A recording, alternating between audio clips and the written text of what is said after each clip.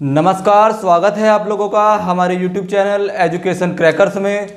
दोस्तों, आज की वीडियो के माध्यम से हम पढ़ेंगे कोशिका के एक सबसे महत्वपूर्ण भाग केंद्रक के बारे में और जानेंगे कि क्यों केंद्रक को कोशिका का डायरेक्टर कहा जाता है या कोशिका का निर्देशक कहा जाता है। यदि मैं बात करूं केंद्रक की, तो यह जो हमने चित्र बनाया है यह है केंद्रक, जिसमें आप ये लाल कलर की संरचना देख रहे हैं, लाल कलर की गोल संरचना है, उसको कहा जाता है केंद्रिका। आप ये नीले कलर से धागे नुमा संरचना जो देख रहे हैं उसको कहा जाता है क्रोमेटिन धागे। और केंद्रक के बाहर जो ये एक इसको घेरे हुए संरचना है इसको कहा जाता है केंद्रक कला। और आप देख सकते हैं कि जैसा हमने कोशिका में आपको बताया था कि कोशिका के अंदर पाई जाती है अंतःप्रद्रवी जालिका, जो एक तरफ से कोशिका की दीवार से चिपकी होती है और दूसरी तरफ से केंद्रक से चिपकी होती है। तो ये जो केंद्रक से लगी हुई संरचना है ये है अंतःप्रद्रवी जालिका। और केंद्रक के अंदर भरे हुए द्रव को कहा जाता है न्यूक्लियोप्लाज्म, या हम कह सकते हैं केंद्रक द्रव्य। यदि मैं बात करूं केंद्रक कला की, तो केंद्रक कला जो केंद्रक के चारों ओर लगी हुई होती है वह उसको कहते हैं हम केंद्रक कला। यदि मैं बात करूं केंद्रक द्रव्य की, तो केंद्रक के अंदर भरा हुआ द्रव्य जो होता है उसको कहते हैं हम केंद्रक द्रव्य। यदि मैं बात करूं केंद्रिका की, तो लाल रंग की जो गोल संरचना है इसको केंद्रिका कहा जाता है। यदि मैं बात करूं क्रोमेटिन धागे की, तो केंद्रक के अंदर जो ये धागे नुमा संरचना दिखाई दे रही है इसको क्रोमेटिन धागा कहा जाता है। तो अब सबसे पहले हम केंद्रक के सबसे महत्वपूर्ण भाग क्रोमेटिन धागे के बारे में चर्चा करेंगे। तो आइए हम बात करते हैं क्रोमेटिन धागा। यदि मैं बात करूं क्रोमेटिन धागे की, तो क्रोमेटिन धागा जब क्रोमेटिन धागे की कोशिकाओं में विभाजन होता है तो यह बदल जाता है क्रोमोसोम में। क्रोमोसोम को हिंदी में कहा जाता है गुणसूत्र। क्रोमोसोम को हिंदी में कहा जाता है गुणसूत्र। मैंने आपको बताया था कि क्रोमो का अर्थ होता है रंग बिरंगा या रंगीन। तो यहाँ हम कह सकते हैं कि गुणसूत्र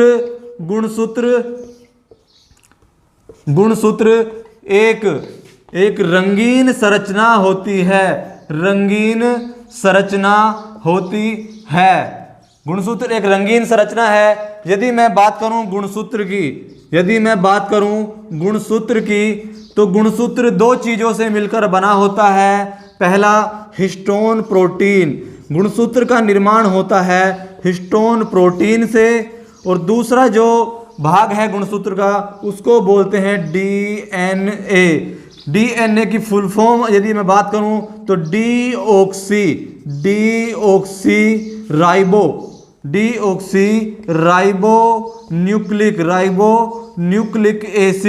न्यूक्लिक एसिड। यहाँ पर यदि मैं डीएनए की बात करूं तो डीएनए के अंदर एक कार्यकारी अंग होता है जिसको कहा जाता है जीन, या हम कह सकते हैं कि डीएनए के कार्यकारी अंग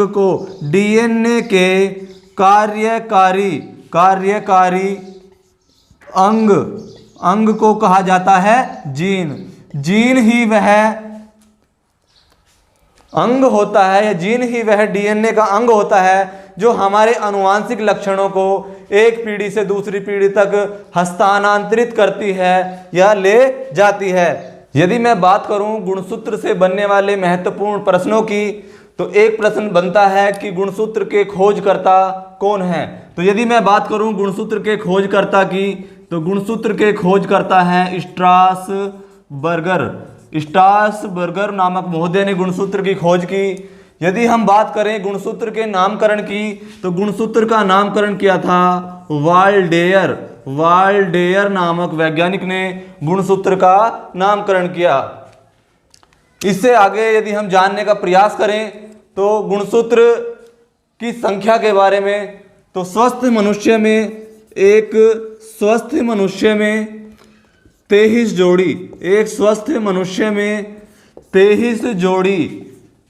जोड़ी गुणसूत्र पाए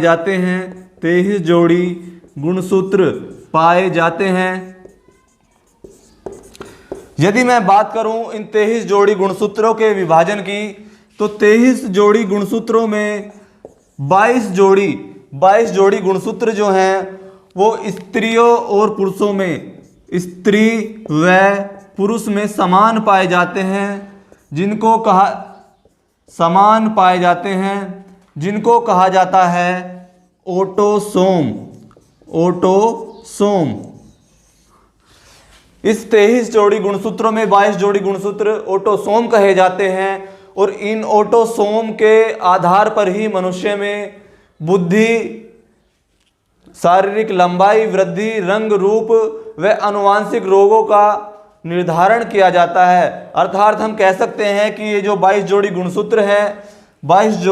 गुणसूत्र हैं जिनको हम ऑटोसोम कहते हैं, ऑटोसोम के आधार पर ही निर्धारित किया जाता है कि मनुष्य या व्यक्ति कितना लंबा, कैसा रंग रूप होगा, या आनुवांशिक रोगों का निर्धारण भी इन 22 जोड़ी गुणसूत्रों के आधार पर ही किया जाता है, जिनको हम ऑटोसोम कहते हैं। यदि मैं बात करूं बाकी एक जोड़ी यानी दो गुणसूत्रों की, तो ये जो बाकी 23वें जोड़ी गुणसूत्र हैं इनको कहा जाता है लैंगिक गुणसूत्र। यदि मैं बात करूं अंग्रेजी नाम की, तो अंग्रेजी नाम है इसका सेक्स क्रोमोसोम। जो 23वां जोड़ी गुणसूत्र को लैंगिक गुणसूत्र कहते हैं। इस 23वें जोड़ी गुणसूत्र जिसको हम लैंगिक गुणसूत्र कहते हैं, इनके आधार पर ही मनुष्य में लिंग निर्धारण होता है। तो यदि मैं लैंगिक गुणसूत्रों की बात करूं, तो ये लैंगिक गुणसूत्र स्त्री व पुरुष में अलग अलग पाए जाते हैं। यदि मैं बात करूं स्त्री की, तो स्त्री में लैंगिक गुणसूत्र पाए जाते हैं XX और पुरुष में लैंगिक गुणसूत्र पाए जाते हैं XY।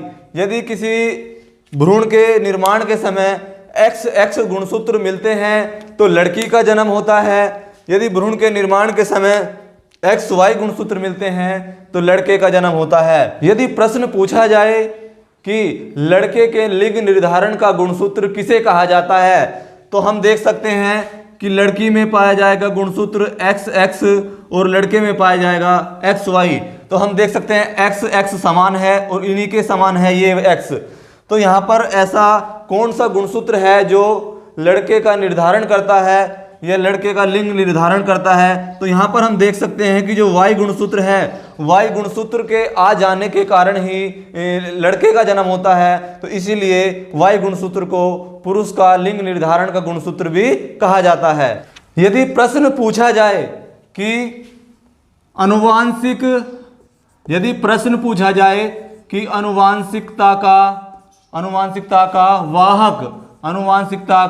वाहक किसको कहा जाता है, तो अनुवांशिकता का वाहक कहा जाता है गुणसूत्रों को। अनुवांशिकता का वाहक कहा जाता है गुणसूत्रों को। यदि प्रश्न पूछा जाए कि अनुवांशिक पदार्थ किसको कहा जाता है, अनुवांशिक पदार्थ किसको कहा जाता है, तो अनुवांशिक पदार्थ कहा जाता है डीएनए को अनुवांशिक पदार्थ कहा जाता है। यदि प्रश्न पूछा जाए कि अनुवांशिकता की इकाई किसको कहा जाता है, यदि प्रश्न पूछा जाए कि अनुवांशिकता की इकाई किसको कहा जाता है, तो अनुवांशिकता की इकाई कहा जाता है जीन को। अनुवांशिकता की इकाई कहा जाता है जीन को। यदि बात करें हम डीएनए की, तो डीएनए एक अनुवांशिक पदार्थ होता है। डीएनए एक अनुवांशिक पदार्थ होता है, अनुवांशिक पदार्थ होता है। क्रिमिनल एक्टिविटी में यदि कहीं नाखून अथवा बाल पाया जाता है तो उसके आधार पर हम क्रिमिनल का पता लगा सकते हैं, क्योंकि बाल में पाई जाती है कोशिका और कोशिका के अंदर पाया जाएगा केंद्रक, केंद्रक के अंदर पाया जाएगा क्रोमैटिन धागा, क्रोमैटिन धागे में पाया जाता है डीएनए और डीएनए के अंदर पाया जाता है कार्यकारी अंग जीन। जीन के माध्यम से ही, उस जीन के माध्यम से ही हम अनुवांशिक लक्षणों का पता लगा सकते हैं तथा हम क्रिमिनल की पहचान कर सकते हैं। यदि मैं बात करूं डीएनए की संरचना की, यदि मैं बात करूं डीएनए की संरचना की, तो डीएनए 3 पदार्थों से मिलकर बना होता है। पहला नाइट्रोजनी क्षार, पहला है नाइट्रोजनी क्षार, दूसरा है शर्करा या पेंटोज शुगर, दूसरा है पेंटोज शुगर या कह सकते हैं पेंटोज शर्करा, और तीसरा है फास्फोरिक अम्ल, फास्फोरिक अम्ल, फास्फोरिक अम्ल। यदि मैं बात करूं नाइट्रोजनी क्षार की, तो नाइट्रोजनी क्षार बटा होता है 2 भागों में। पहला भाग है प्रीमिडीन, प्रीमिडीन, और दूसरा भाग है प्यूरिन, दूसरा भाग है प्यूरिन। यदि मैं बात करूं प्रीमिडीन की, तो प्रीमिडीन भी 2 भागों में बटा होता है, थाइमीन, थाइमीन, और दूसरा भाग होता है साइटोसिन, थाइमीन और साइटोसिन। यदि मैं बात करूं प्यूरिन की, तो प्यूरिन भी 2 भागों में बटा होता है। पहला भाग है एडिनिन, पहला भाग है एडिनिन, और दूसरा भाग है गुआनिन, दूसरा भाग है गुआनिन। तो ये हमारा डीएनए का स्ट्रक्चर था। एक बार फिर देखते हैं। डीएनए 3 चीजों से मिलकर बना होता है। पहला नाइट्रोजनी क्षार, दूसरा पेंटोज शुगर, और तीसरा फास्फोरिक अम्ल। नाइट्रोजनी क्षार भी 2 भागों में बटा होता है, पहला प्रीमिडीन और दूसरा प्यूरिन। यदि मैं बात करूं प्रीमिडीन की, तो प्रीमिडीन को भी हम 2 भागों में बांट सकते हैं, पहला थाइमीन और दूसरा साइटोसिन। यदि बात करूं प्यूरिन की, तो प्यूरिन को भी 2 भागों में बांट सकते हैं, पहला एडेनिन, दूसरा गुआनिन। ठीक इसी प्रकार की मिली जुली संरचना आरएनए की भी होती है, लेकिन आरएनए में थाइमीन के स्थान पर, आरएनए में थाइमीन के स्थान पर यूरेसिल, थाइमीन के स्थान पर पाया जाता है यूरेसिल क्षार, यूरेसिल क्षार। यदि प्रश्न पूछा जाए कि आरएनए में थाइमीन के स्थान पर कौन से क्षार का प्रयोग किया जाता है, तो आरएनए में थाइमीन के स्थान पर प्रयोग करते हैं हम यूरेसिल को। तो आइए हम बात करते हैं थोड़ा आरएनए के बारे में। यदि मैं बात करूं आरएनए की, तो सबसे पहले आरएनए की फुल फॉर्म होती है राइबो न्यूक्लिक एसिड। आरएनए कोई अनुवांशिक पदार्थ, आरएनए कोई अनुवांशिक पदार्थ नहीं होता है, अनुवांशिक पदार्थ नहीं होता है। लेकिन कुछ वायरसों में आरएनए अनुवांशिक पदार्थ के रूप में कार्य करता है। जैसे तंबाकू में बीमारी फैलाने वाला वायरस टीएमवी, तंबाकू में बीमारी फैलाने वाले वायरस तंबाकू मोज़ेक वायरस में आरएनए अनुवांशिक पदार्थ के रूप में कार्य करता है। आरएनए का कार्य, यदि मैं बात करूं आरएनए के कार्य की, तो आरएनए प्रोटीन निर्माण का कार्य करता है। आरएनए प्रोटीन निर्माण का कार्य करता है, प्रोटीन निर्माण कार्य करता है। यदि मैं बात करूं आरएनए के प्रकार की, तो आरएनए को हम 3 प्रकार में बांट सकते हैं। पहला पार्ट है एमआरएनए, एमआरएनए, दूसरा है आरआरएनए, आरआरएनए, और तीसरा है टीआरएनए, टीआरएनए। एम का मतलब है मैसेंजर, एम का मतलब है मैसेंजर, मैसेंजर। आर का मतलब है राइबोसोम, आर का मतलब है राइबोसोम, और टी का अर्थ होता है ट्रांसफर, टी का अर्थ होता है ट्रांसफर, ट्रांसफर। यदि मैं बात करूं एमआरएनए, आरआरएनए और टीआरएनए, तो आरआरएनए के बारे में हमको यहाँ पर यह भी बात याद रखनी है कि आरएनए का सबसे महत्वपूर्ण और सबसे बड़ा भाग होता है आरआरएनए। यह आरएनए का 80% भाग होता है।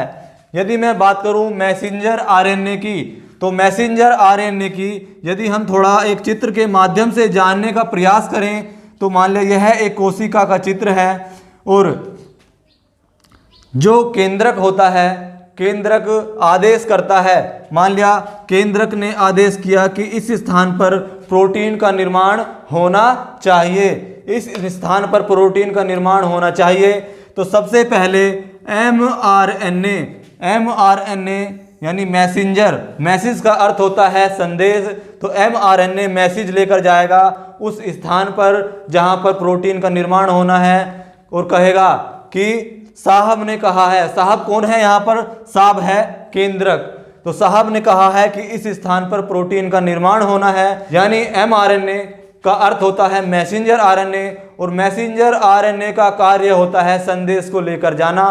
तो mRNA पे सबसे पहले प्रोटीन निर्माण स्थान पर संदेश लेकर जाएगा। उसके बाद नंबर आता है rRNA का। rRNA का अर्थ होता है राइबोसोमल आरएनए। हमने आपको बताया था कि राइबोसोम को कहा जाता है प्रोटीन निर्माण की फैक्ट्री, तो rRNA यानी राइबोसोमल आरएनए प्रोटीन के निर्माण का स्थान, प्रोटीन के निर्माण के स्थान की व्यवस्था करेगा। अर्थात हम कह सकते हैं कि rRNA राइबोसोम का निर्माण करेगा जिससे कि प्रोटीन का निर्माण हो सके, क्योंकि राइबोसोम ही वह स्थान है जहां पर प्रोटीन का निर्माण होता है, इसीलिए हम राइबोसोम को प्रोटीन निर्माण की फैक्ट्री भी कहते हैं। उसके पश्चात नंबर आता है tRNA का। tRNA का अर्थ होता है ट्रांसफर आरएनए। ट्रांसफर आरएनए का कार्य होता है कि प्रोटीन निर्माण के लिए कच्चा माल यानी रॉ मटेरियल उपलब्ध कराना। आरएनए प्रोटीन निर्माण के लिए इस स्थान पर कच्चा माल यानी अमीनो अम्ल को उपलब्ध कराएगा, अमीनो अम्ल को उपलब्ध कराएगा, तब जाकर इस स्थान पर प्रोटीन का निर्माण हो पाएगा। तो उम्मीद करता हूं कि आपको आरएनए के 3 भाग mRNA, tRNA और rRNA के बारे में अच्छी प्रकार से जानकारी हो गई होगी। यदि मैं बात करूं rRNA की, तो rRNA केंद्रिका में पाया जाता है, यह केंद्रिका में पाया जाता है, केंद्रिका में पाया जाता है।